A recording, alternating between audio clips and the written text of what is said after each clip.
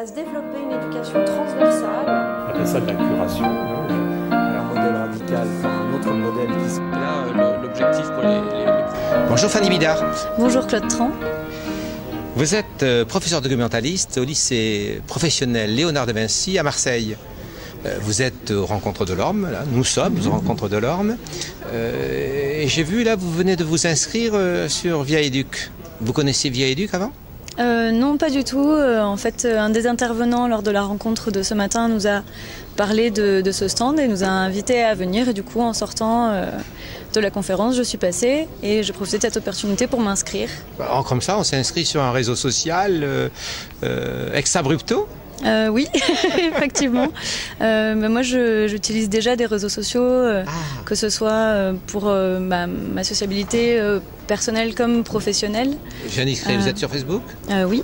Donc vous êtes parmi les enseignants que l'on dit être déjà sur des réseaux sociaux grand public. Et en plus, vous inscrivez sur Via Éduc, qui est un réseau social professionnel pour les enseignants. Oui, parce que du coup, je me dis que ça peut être l'opportunité de rencontrer d'autres enseignants, à travers toute la France, via cet outil numérique. Ça a été déjà pour moi sur ce stand l'opportunité de rencontrer une enseignante avec qui j'ai pu déjà partager quelques idées, quelques références et puis devenir amie de manière virtuelle. Donc j'espère que ça va pouvoir se continuer et que je vais pouvoir me créer un réseau professionnel propre. Mais pourquoi se créer un réseau professionnel propre ?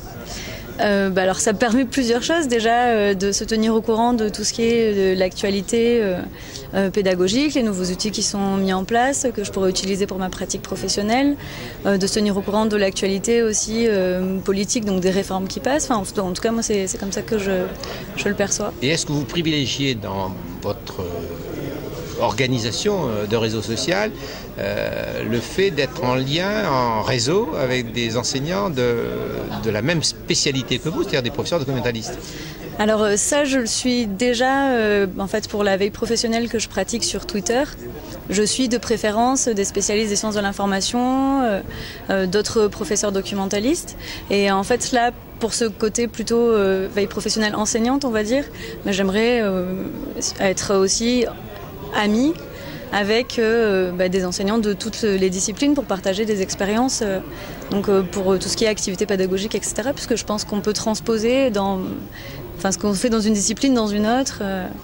En tout cas, c'est comme ça que je le vois. Une grande ouverture, donc. Voilà.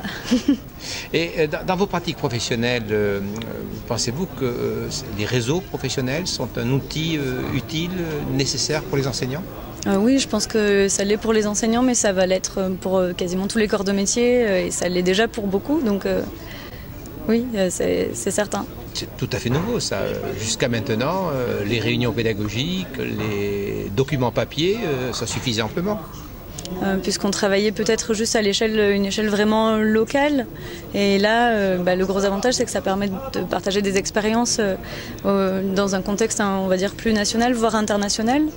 Moi, ce que j'aimerais bien, par exemple, c'est que Via Éduc ne soit pas une plateforme qui soit accessible seulement aux enseignants de France, mais que ça soit accessible à tous les enseignants, peut-être déjà au moins de la francophonie, donc que les enseignants québécois puissent partager avec nous, parce qu'on a à apprendre des pédagogies dans tous les pays du monde. Voilà.